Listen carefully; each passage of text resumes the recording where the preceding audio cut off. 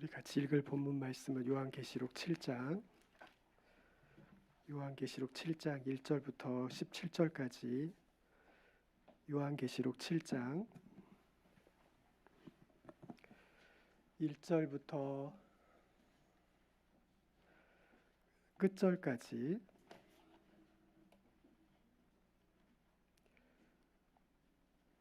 우리 저와 여러분이 한 절씩 교독하시겠습니다. 제가 먼저 읽겠습니다. 이 일 후에 내가 내 천사가 땅 내 모퉁이에 선 것을 보니 땅의 사방의 바람을 붙잡아 바람으로 하여금 땅에나 바다에나 각종 나무에 불지 못하게 하더라.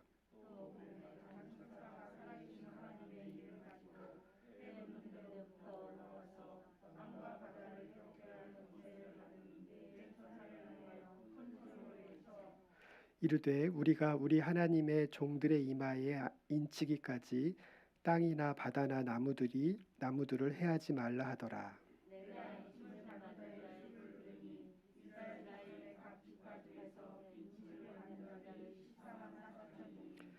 유다 지파 중에 인침을 받은 자가 1만 2천이요 르우벤 지파 중에 1만 2천이요 갓 지파 중에 1만 2천이요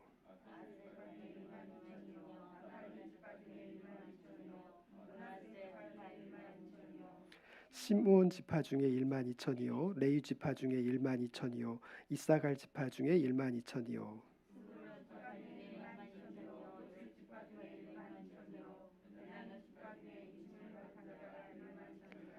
이 일 후에 내가 보니 각 나라와 족속과 백성과 방언에서 아무도 능히 셀 수 없는 큰 무리가 나와 흰 옷을 입고 손에 종려 가지를 들고 보좌 앞과 어린 양 앞에 서서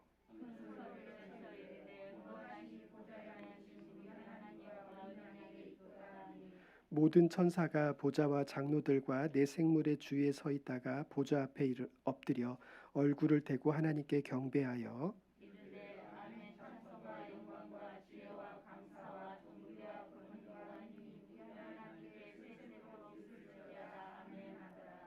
장로 중 하나가 응답하여 나에게 이르되 이 흰 옷을 입은 자들이 누구며 또 어디서 왔느냐.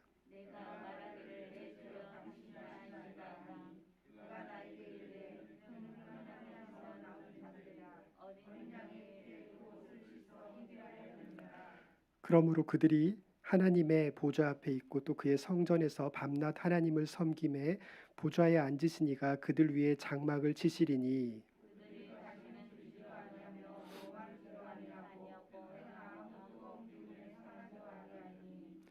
우리 함께 읽겠습니다. 이는 보좌 가운데에 계신 어린 양이 그들의 목자가 되사 생명수 샘으로 인도하시고 하나님께서 그들의 눈에서 모든 눈물을 씻어 주실 것임이라.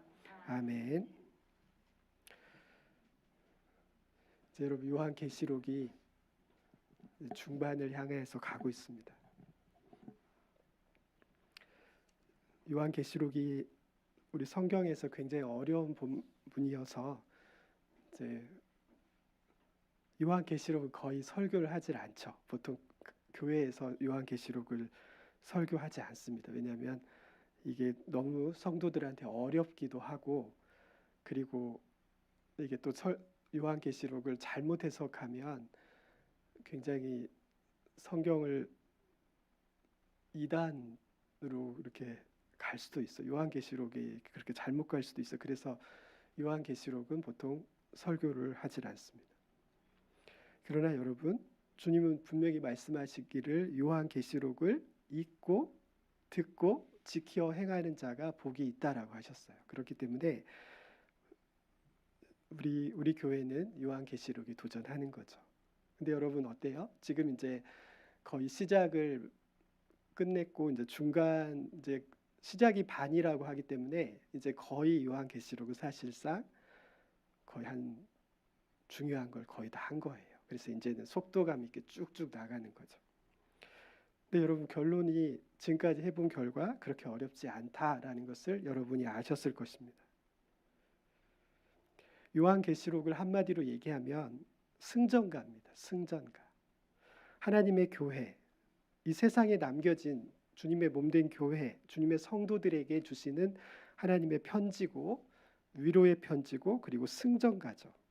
그래서 여러분 삶에 지치고 힘들 때, 낙심될 때 우리가 읽어야 할 책은 요한계시록이에요.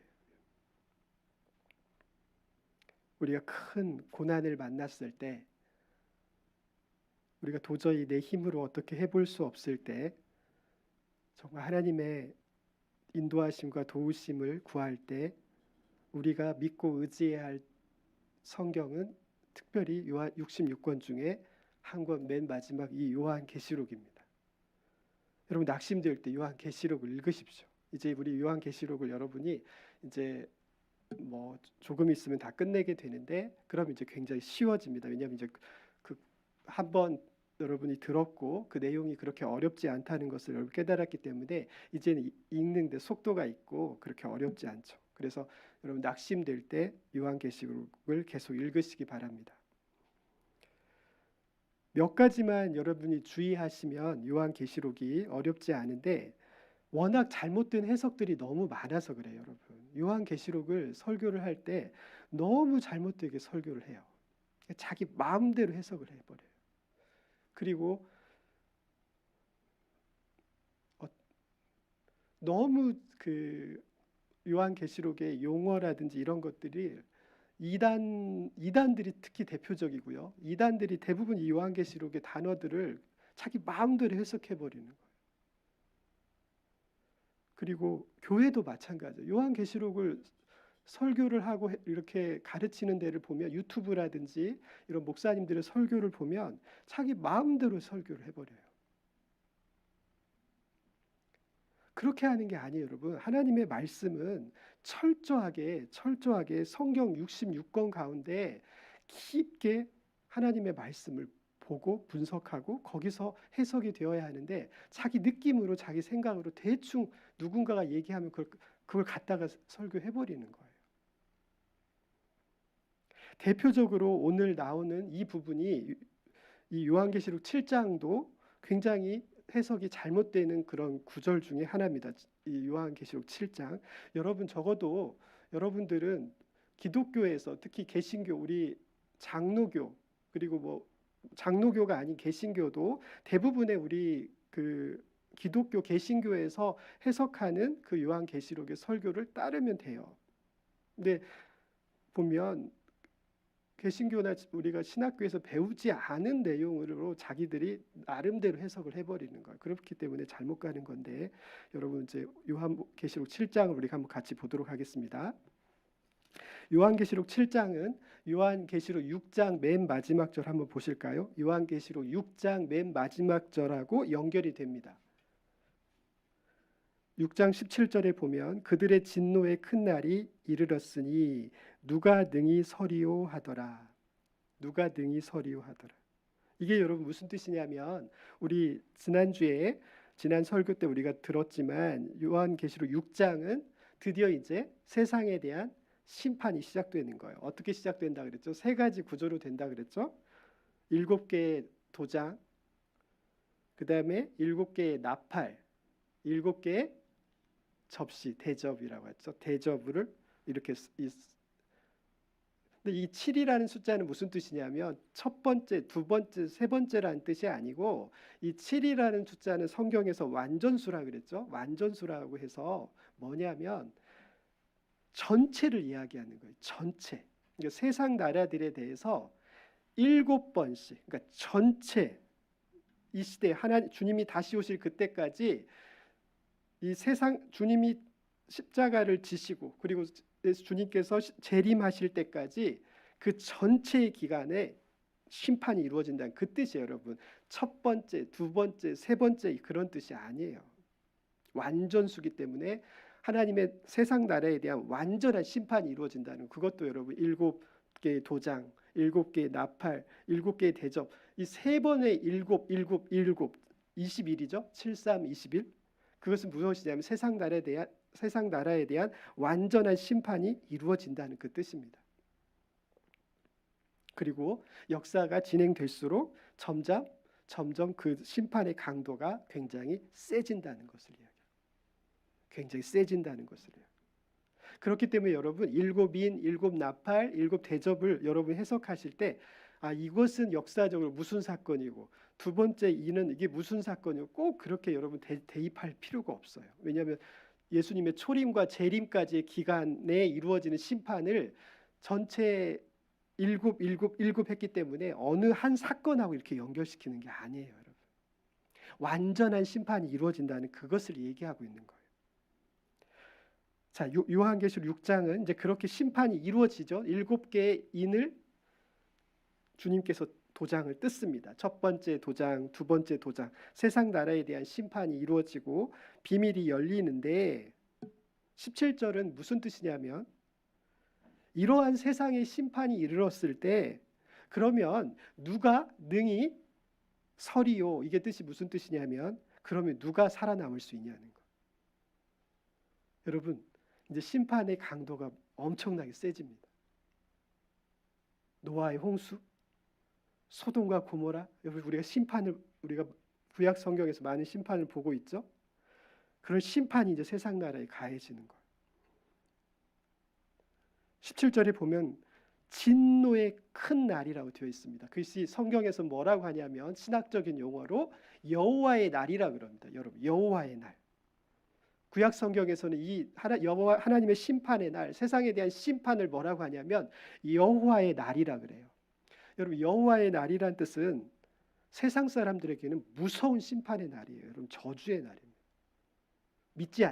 믿는 사람들에게는 그렇지 않지만 믿지 않는 사람들에게는 여호와의 날은, 구약 성경에서 말한 여호와의 날은 두려움의 날이에요. 여러분, 두려움의 날. 그래서 오늘 성경은 진노의 큰 날이라고 했습니다. 그럼 누가 살아남을 수 있습니까? 여러분, 누가 살아남을 수 있어요? 여러분, 세상이 온통 천재지변에, 전쟁에, 기근에 세상을 온통 세상 사람들의 3분의 1, 4분의 1들이 죽어나가는데 여러분, 누가 살아남을 수 있어요?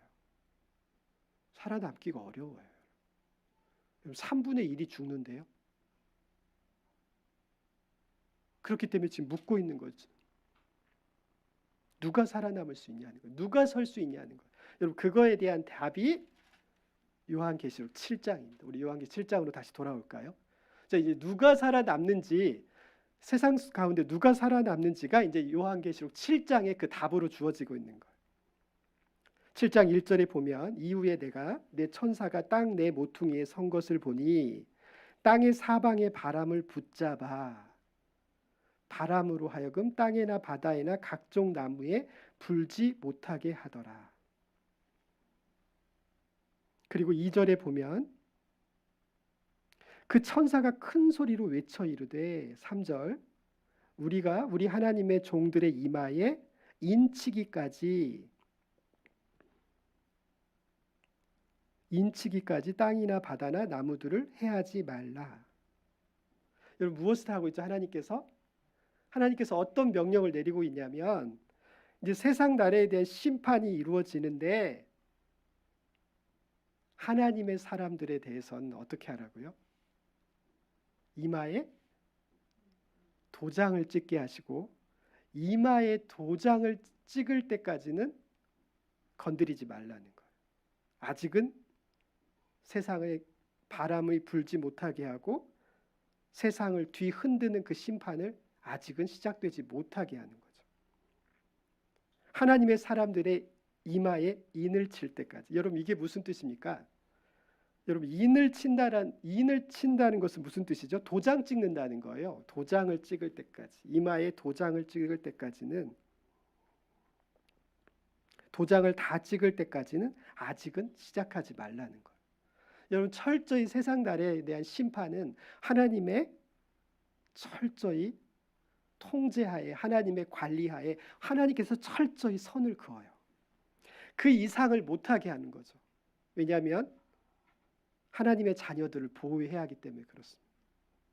하나님의 자녀들을 보호해야 하기 때문에 하나님께서 그 수위를 조절하고 있는 거예요. 그리고 두 번째는 또한 뭐라 그랬죠? 구원받을, 아직은 하나님의 백성이 아니지만 그들도 회개하고 돌아와야 할 하나님의 자녀들이기 때문에 믿지 않는 자들도 돌아오는 날까지 기다리는 거예요. 그리고 수위를 조절하는 거예요. 여러분, 인을 친다는 것은 이마에 도장을 찍는다는 것입니다. 이게 무슨 뜻일까요? 이것이 무슨 뜻이냐면 베드로전서 2장 6절을 보셔야 그 뜻을 우리가 정확히 알 수 있습니다. 베드로전서, 우리 요한계시록 앞이죠. 베드로전서 2장 6절, 중요한 말씀이니까 우리 찾아보시겠습니다.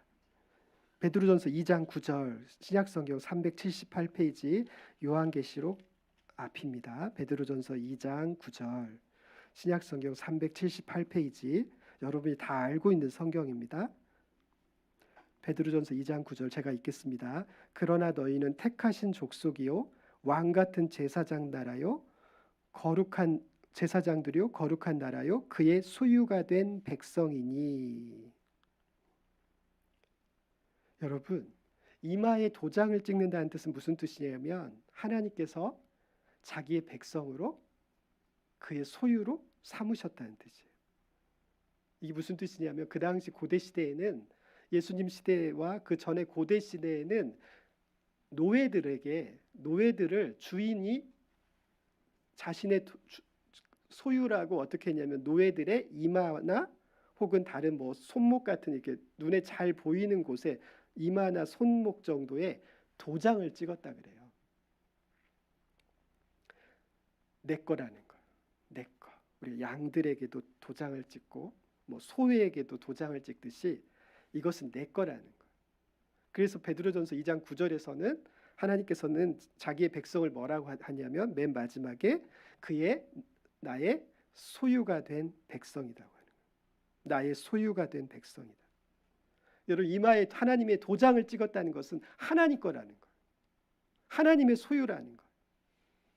종들과 노예에게 도장을 띄듯이 이것은 내 것이라는 것이죠. 요한계시록 다시 돌아오면 주님께서 우리를 뭐라고, 천사들이 하나님을 찬송할 때 우리를 뭐라고 하죠?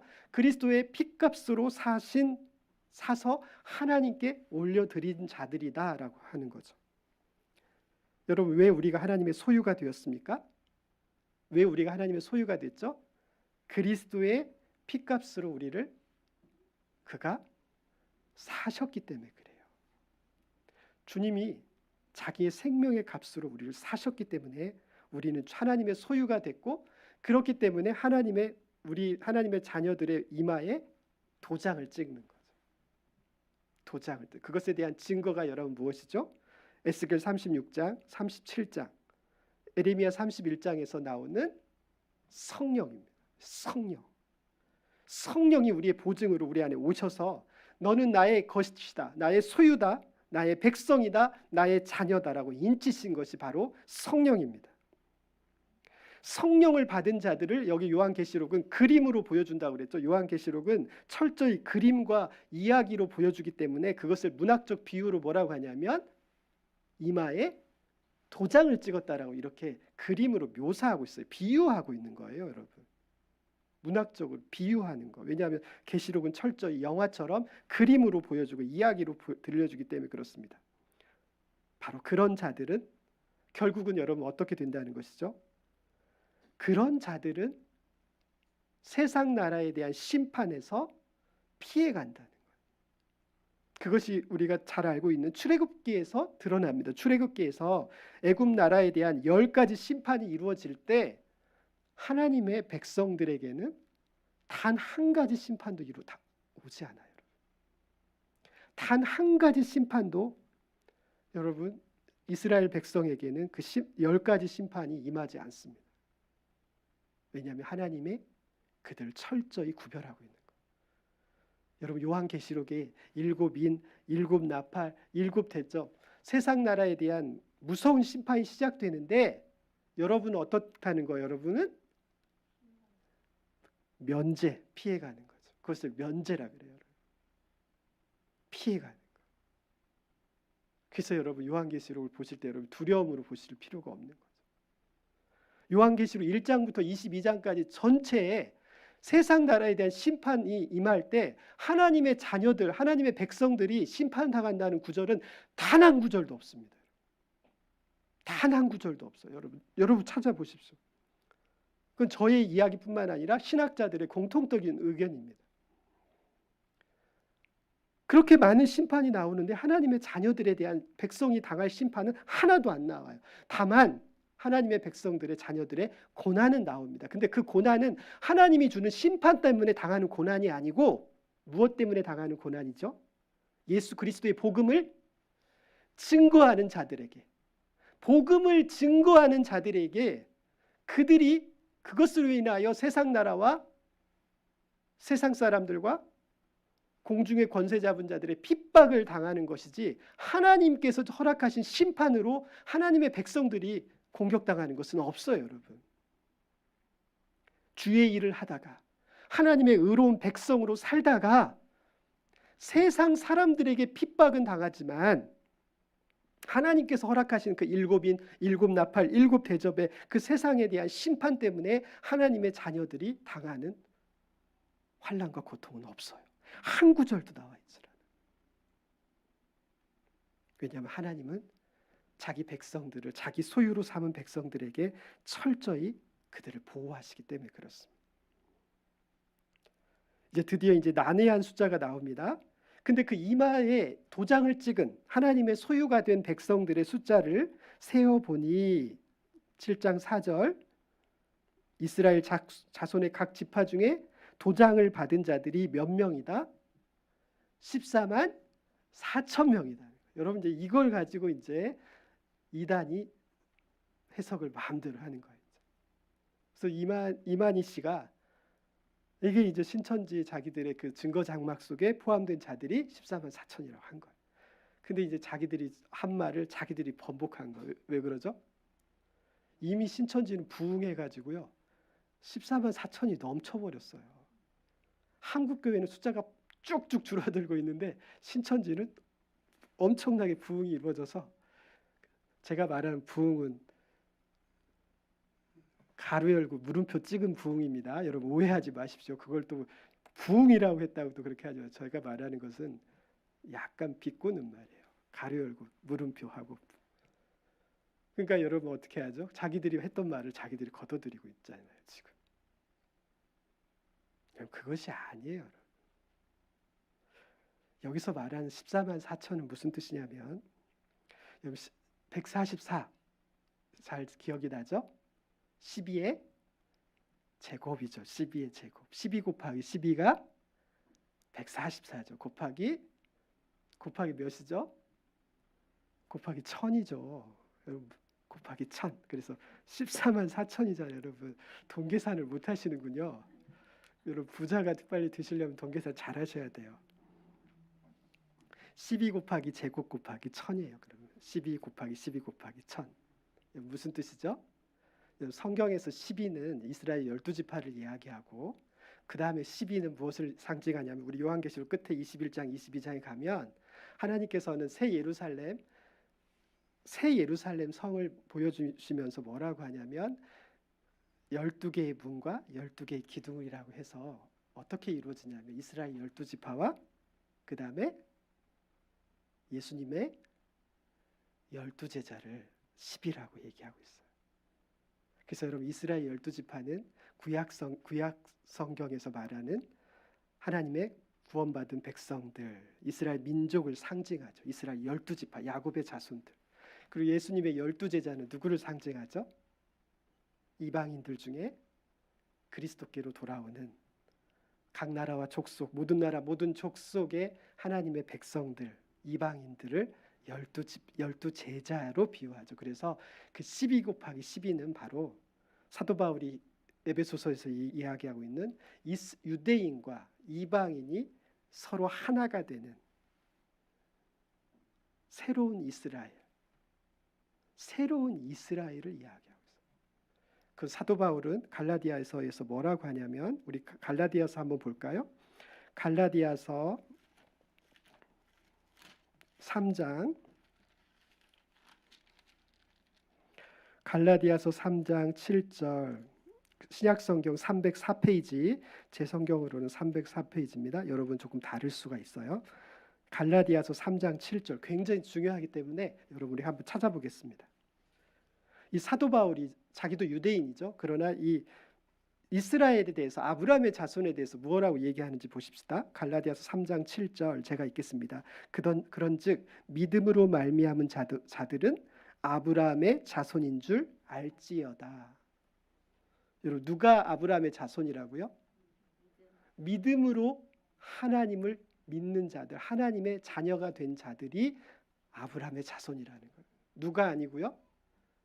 유대인들만 아브라함의 자손인 것이 아니고 그것은 혈통적인 아브라함의 자손이고, 진짜 성경에서 말하는 아브라함의 자손은 사도 바울 자신도 유대인이에요. 베냐민 집하고. 그런데 사도 바울이 뭐라고 하냐면 믿음으로 말미암아, 믿음이 있는 자들이 바로 아브라함의 자손이라는 거죠. 9절에도 똑같이 이야기하고 있습니다. 그러므로 믿음으로 말미암은 자는 믿음이 있는 아브라함과 함께 복을 받느니라. 우리 29절 한번 볼까요?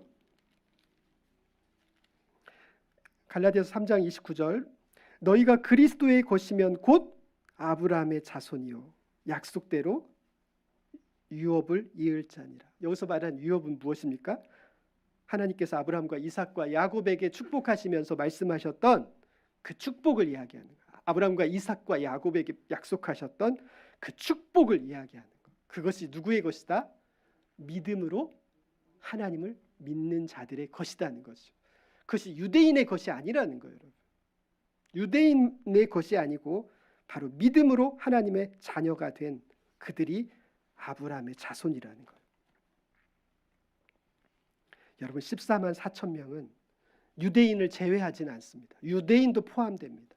예수님도 유대인이고 아브라함도 유대인이었어요. 유대인을 포함합니다. 그리고 유대인을 제외시키지도 않습니다. 그러나 유대인만 이야기하는 것이 아니에요. 모든 나라, 모든 족속, 주님께로 돌아오는 모든 하나님을 믿는 믿음으로 말미암아 의롭게 되는 자들을 이스라엘이라고 하는 거예요. 영적 이스라엘이라고 사도 바울이 로마서와 갈라디아서에서 그것을 이렇게 얘기하는 거죠. 여러분 14만 4천은 그렇기 때문에 누구죠? 12 곱하기 12, 앞에 12는 이스라엘의 야곱의 12 아들, 그리고 뒤에 12는 예수님의 12제자.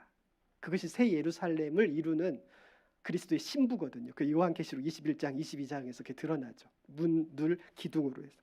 그리고 곱하기 1000은 무엇을 하냐면 성경에서, 구약 성경에서 1000은 무엇을 이야기하냐면 뭘 얘기하냐면 부지기수를 이야기한다. 부지기수, 한자로 알 수 없는 숫자를 이야기할 때, 부지기수를 나타낼 때 곱하기 1000을 합니다. 곱하기 1000, 알 수 없는 숫자. 우리 창세기 한번 12장 한번 볼까요? 성경에서 하나님은 이 부지기수를 뭘로 표현하고 있는지 1000으로도 표기하지만 창세기 12장, 창세기 13장이네요. 창세기 13장 6절 한번 볼까요?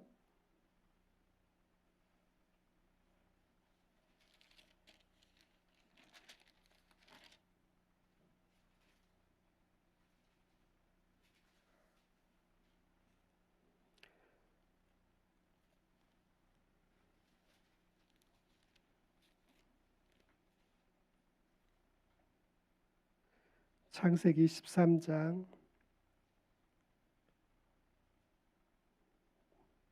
저는 6절이라고 찾았는데 거기에 없네요. 일단 15장 5절 한번 보십시다. 15장 5절 창세기 15장 5절 보면 부지기수 곱하기 1000을 하는 부지기수를 하나님은 뭐라고 표현하시는가 볼까요? 아브라함의 자손들을 뭐라고 하죠?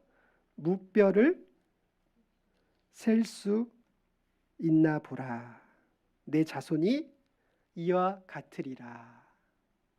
이게 곱하기 1000의 의미. 그 이야기는 무슨 뜻일까요, 여러분?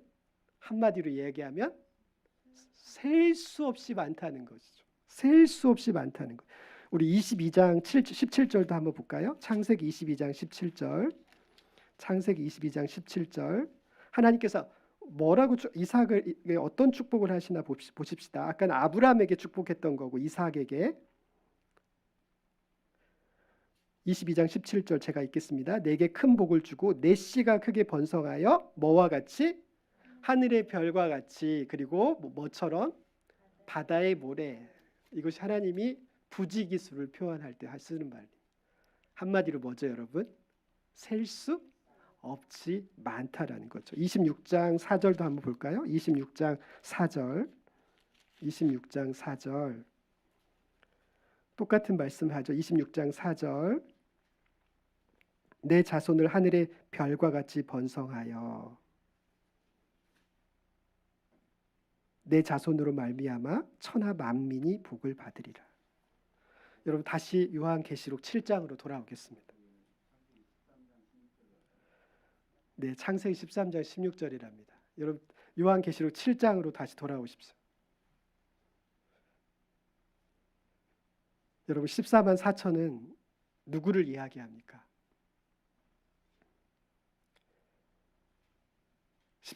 요한계시록 7장 4절에 보면 이스라엘 자손의 각 지파 중에서 인침을 받은 자들이 14만 4천이다 이렇게 되어 있죠.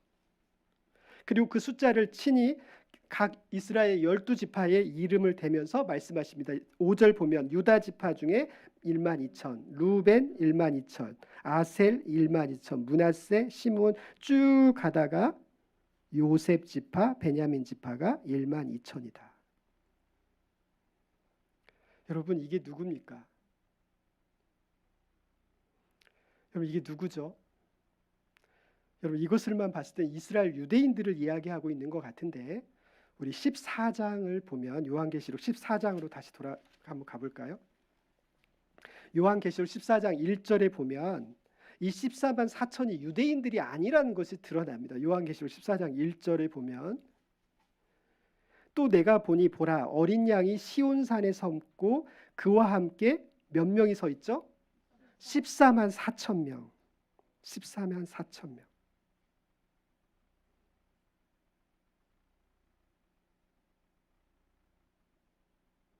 사절에 보면 이 사람들은 여자와 더불어 더럽히지 아니하고 순결한 자라.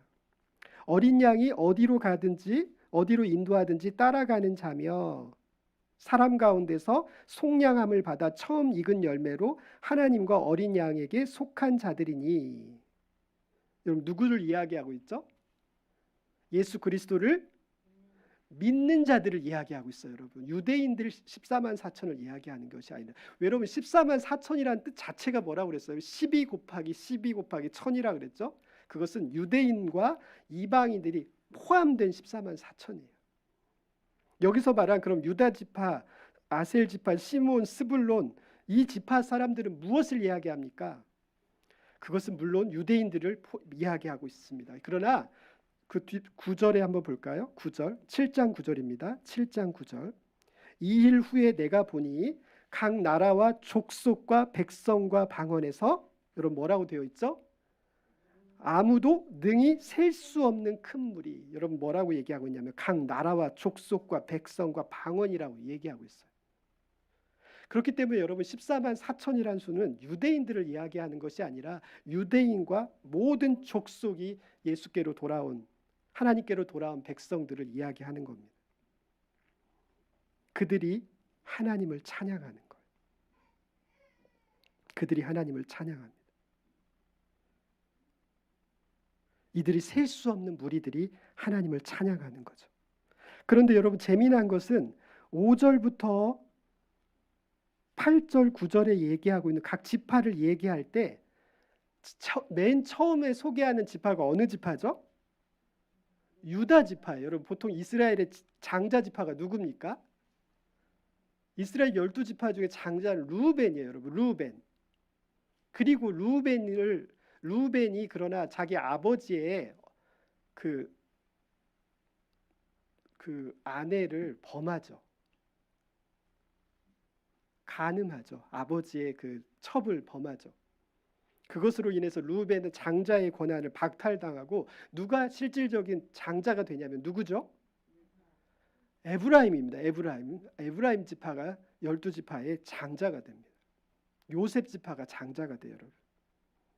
그것이 야곱의 축복과 모세가 12지파를 축복하는 장면이나 야곱이 자기 아들들을 마지막으로 12지파를 축복할 때 그게 드러나요. 에브라임을, 요셉의 아들 에브라임을 자기의 장자로 선언해요. 그래서 성경은 에브라임이 장자예요, 여러분. 혈통적으로는 요셉의 둘째 아들이죠. 그런데 여러분, 여기서 누가 첫 번째 장자로 소개되고 있나요? 유다죠, 여러분. 왜 그럴까요? 예수 그리스도 때문에 그래요, 여러분. 예수 그리스도, 바로 유다 지파에서 다윗의 자손으로 오는 예수 그리스도가 메시아로 오기 때문에 바로 유다 지파가 맨 먼저 소개되고 있는 거예요. 예수 그리스도는 유다의 사자로 왔거든요. 다윗과 솔로몬이 계속 공격당하고 정통성 시비가 있었던 것은 에브라임 지파가 실질적인 장자였기 때문에 그래요. 그래서 여러분, 솔로몬이 죽고 나서 이스라엘은 분단되죠. 왜 그러냐면 그것이 원인이 거기 있어요, 여러분. 이스라엘 12지파가 유다 지파에 대해서 반기를 드는 거예요. 다윗과 솔로몬 때까지는 참지만 그 아들 르호보암 때는 참지를 않아요. 왜요? 유다가 장자가 아니거든요. 그러니까 이스라엘 12지파 중에 몇 지파가 돌아서죠? 11지파가 돌아섭니다. 11지파가 돌아서요. 13지파 중에 11지파가 돌아서. 실질적으로 다 돌아선 거예요, 여러분. 다 돌아선 거예요. 그러나 여러분, 메시아는 유다에게서 온다고 모세와 아브라함, 야곱의 축복 때 그것이 드러납니다. 그래서 유다부터 소개되고 있는 것.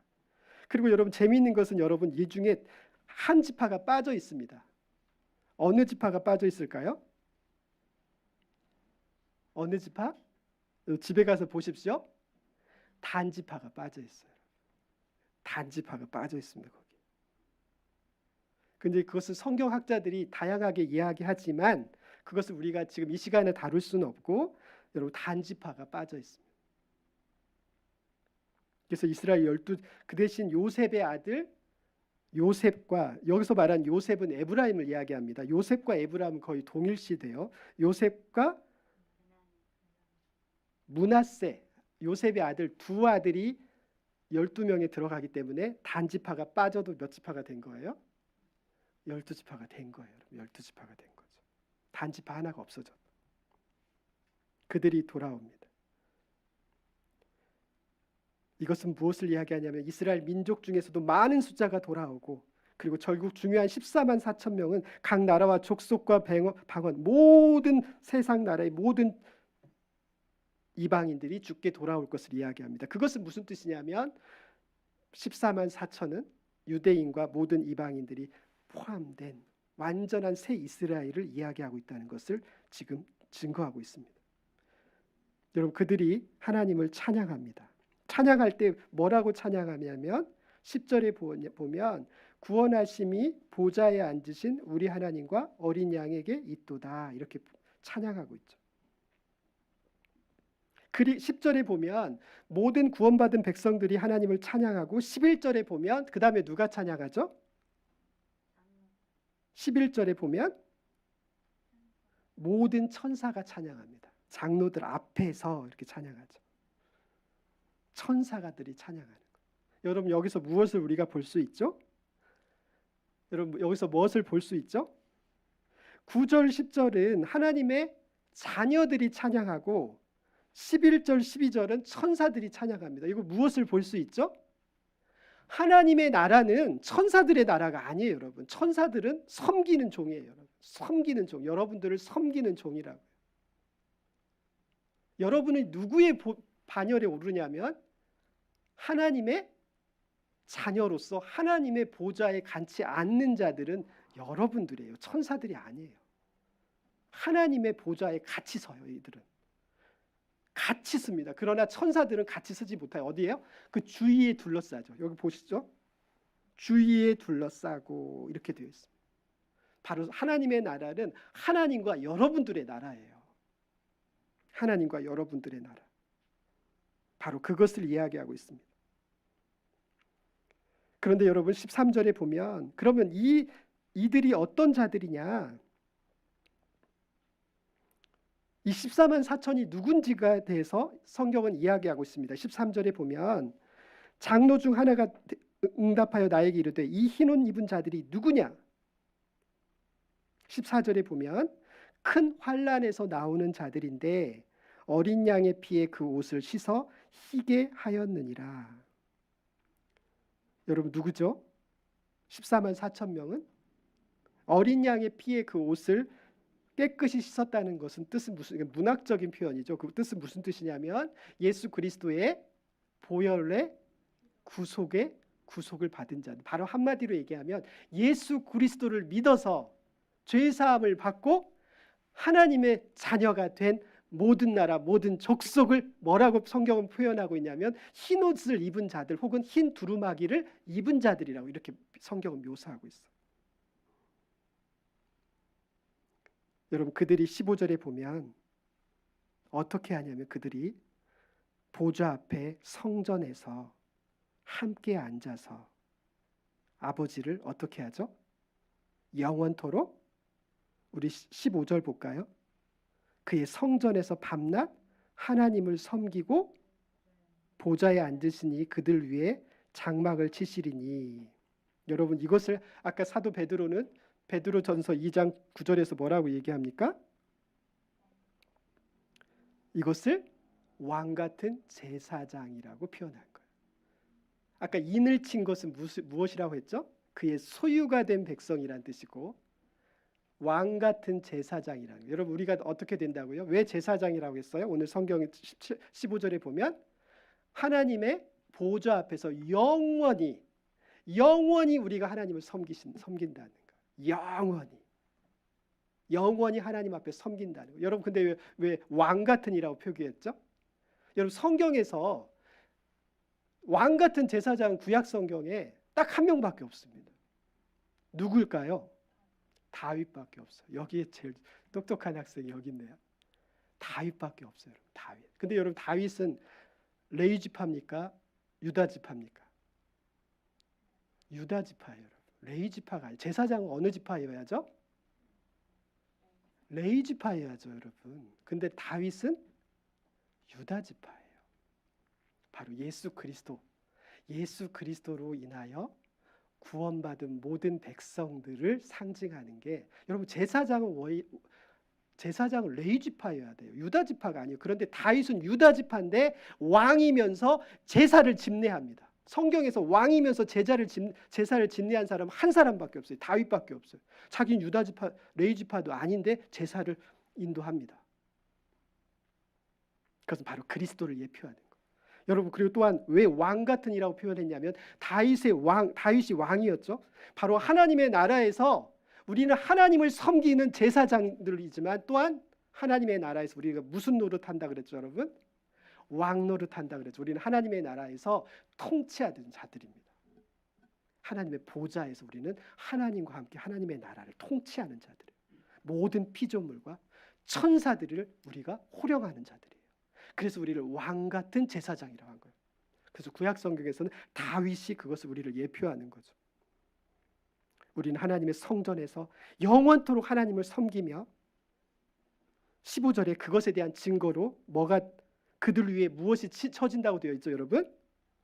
장막을 쳐진다. 이것이 여러분 지난 2주 전에 우리 설교를 했죠. 여호와의 장막절, 초막절에 대해서 얘기했죠. 우리 추수감사 때.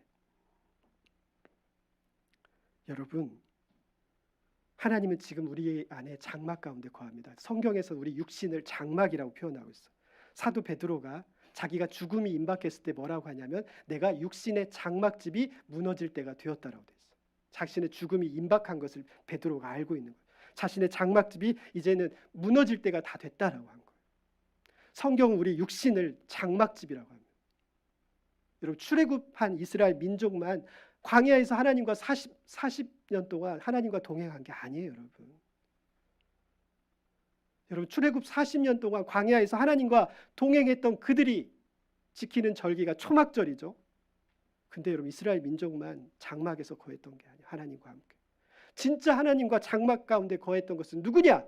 바로 그리스도의 성령이 육신의 장막 가운데서 누구와 함께 거하십니까? 저와 여러분과 함께 거하시는 거예요. 저와 여러분과 함께 지금 하나님의 성령이 우리 육신의 장막 가운데 함께 거하고 있다고요. 출애굽 광야 40년과 똑같습니다. 그런데 여러분 천국에서 지킬 절기가 하나 있다 그랬죠.